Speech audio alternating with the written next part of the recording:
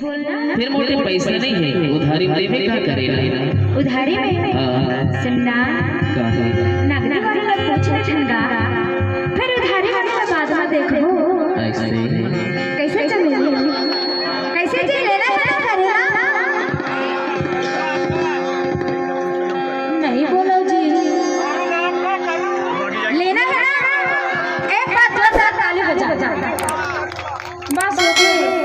अब बाकी सब मतलब वो करेला बिकने वाला नहीं है। सुनना उधारी में नहीं दे मन जी, नगदी में लेना तुम्हें जा।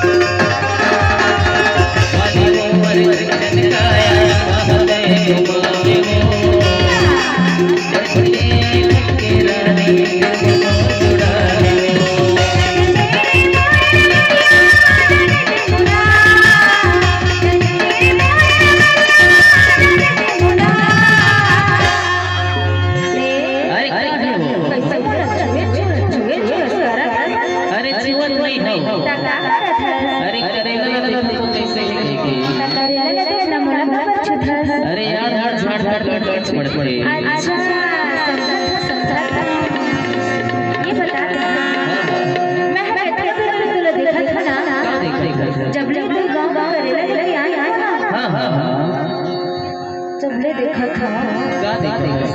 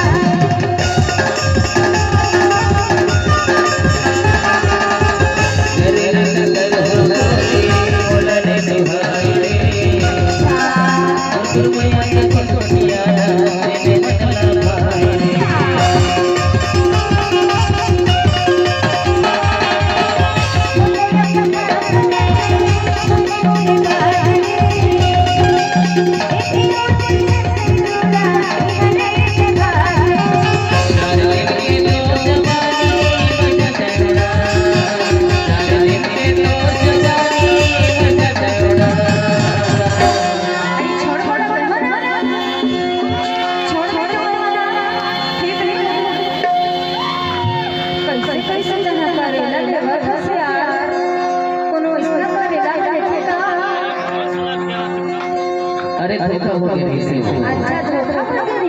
हाँ हाँ धोखा तो बोला नहीं लगते ऐसे पागल बना तो नियत ये लोग धोखा लगता है। ऐसे हाँ अरे क्या कर रहे हो करना पड़ेगा ऐसा करता ना हाँ हाँ तो माँ का काम ना करेगा। और वैसे भी जा जा और बोलेगा हाँ बिक तो गए हैं लेकिन अरे और कौन से भैया नगदे मधुर महा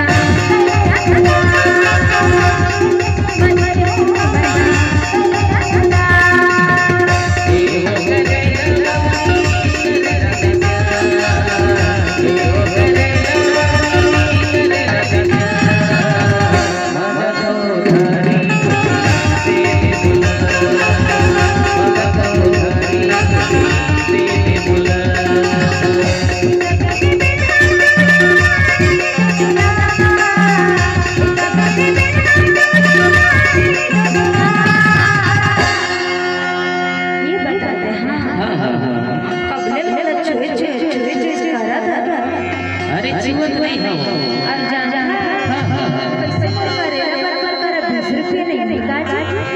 अरे अरे वो अरे सच्ची कहते हो का का नगदे मधुर